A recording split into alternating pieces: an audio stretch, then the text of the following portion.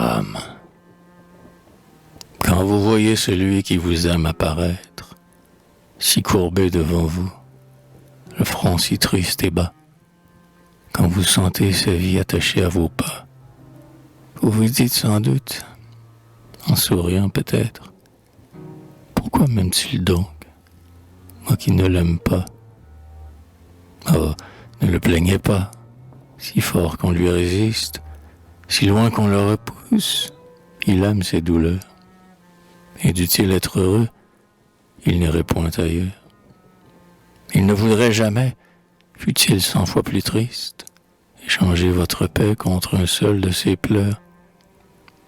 Ah, ne le plaignez pas de votre indifférence. Quel port vaut la tempête, au vent libre, en pleine eau? Dormir est doux parfois, mais vivre est bien plus beau. Demandez aux mourants si, malgré leur souffrance, ils ne préfèrent pas l'agonie au tombeau. Ils repoussent du bras la mort qui les convie, quels que soient les tourments qui s'acharnent sur eux. Ainsi nous bénissons notre amour douloureux. Qui ne le connaît pas ne connaît pas la vie. Qui n'en a pas souffert ne fut jamais heureux. Et vous ne l'êtes pas, madame. Et lui, s'il aime, est moins proscrit que vous qui lui fermez vos bras. Ne le plaignez donc plus, mais plaignez-vous tout bas. Ne pleurez pas sur lui, mais pleurez sur vous-même. Ayez pitié de vous puisque vous n'aimez pas.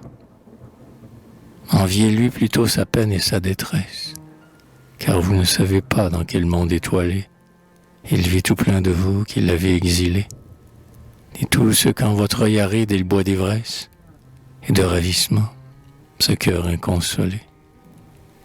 Vous ne saurez jamais l'extase de son âme, quand il vous suit partout et vous emporte en soi, comme en son raviement s'il vous prend, pauvre femme, et comme il vous ranime, et comme il vous enflamme, et comme il vous couronne, et comme il est bien roi.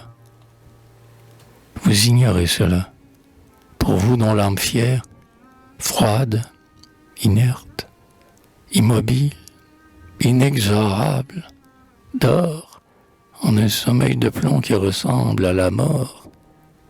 Le jour succède au jour sans ombre et sans remords, et la nuit à la nuit, sans vie, sans lumière. Votre cœur n'est jamais inquiet ni charmé. Dans la paix du sépulcre, il dort inanimé.